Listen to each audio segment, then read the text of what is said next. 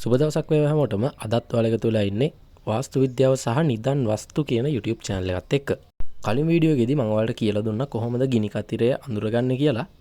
මේ වීඩියෝ එකේදී අපි බලමු ඇයි මේ ගිනි කතිරයට උළුවහු අහු වෙන්න හොඳ නැත්තේ, ඒ වගේම මොන වගේ දේවල්ද මේ ගිනි කතිරය එන තැනට තියන්න ඕනේ කියලා.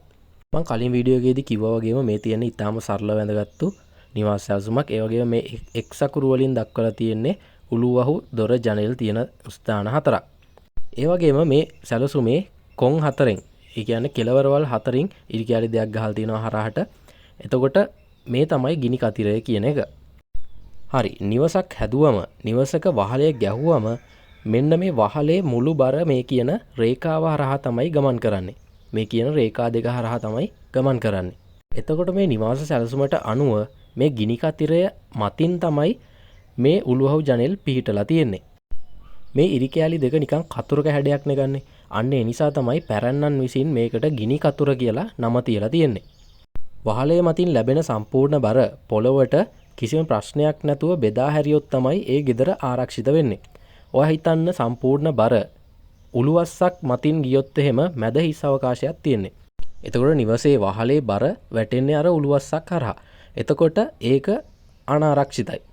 මොකද සමහර අවස්ථාවලදී බිත්ති ඉරිතැලීම් වලට ලක් වෙන්න පුළුවන් මේ විදිහට බර උළුවස්සක් මතින් යද්දි.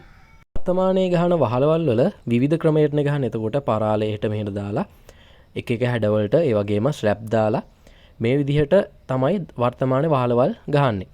ඒකත් එක්ක වර්තමානයේදී මේ ගිනි කතුර කියන එක යල් පැන ගියපු අදහසක්, එහෙම නැත්නම් සංකල්පයක් විතරයි.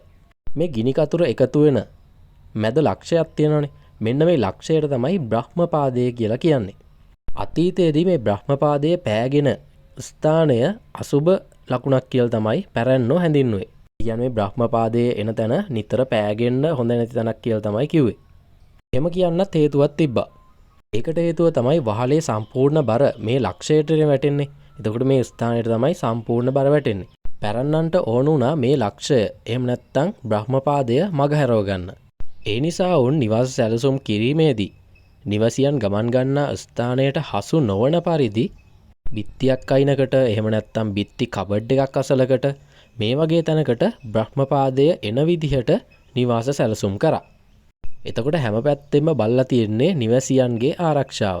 මෙන්න මේක තමයි වර්තමානයේදීත් පවතින්නේ. ගොඩක් අය කියනවා ගිනි කතිරයට අහු වෙන්න හොඳ නැහැ, ගිනි කතිරයක් මතින් උළුවහු යන්න හොඳ නැහැ, ඒ වගේම බ්‍රහ්මපාදය පෑගෙන්න හොඳ නැහැ. දැන් ඔයාලට පැහැදිලි ඇති මේ කිව්ව කාරණාවල ඇත්ත නැත්ත මොකක්ද කියලා.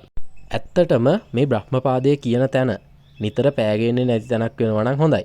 මොකද සාමාන්‍යයෙන් මේ ලක්ෂයටනේ බර වැටෙන්නේ. වහලි සම්පූර්ණ බර මේ බ්‍රහ්මපාදයට තමයි වැටෙන්නේ. එතකොට මේ සම්පූර්ණ බර වැටෙන තැන බිත්තියක් හරහා හෝ මොකක් හරි වස්තුවක් කරා, අර කිව්ව විදිහට බිත්ති කබඩයක් හරහා හෝ පොළොවට සමාන්තරව බර විහිදුවා හරින්න පුළුවන් නම් ඒක ගොඩක් හොඳයි. මොකද නිවස කල් පැවතිනවා මේ වගේ ආරක්ෂිත උපක්‍රම අනුගමනය කරොත්. හරි, අද වීඩියෝ එකෙන් ගොඩක් දේවල් ඔයාලා ඉගෙන ගන්න ඇති මේ වාස්තු විද්‍යාව සම්බන්ධව. තවත් අලුත් වීඩියෝ එකකින් හමු වෙමු. සියලු දෙනාටම සුබ දවසක් වේවා.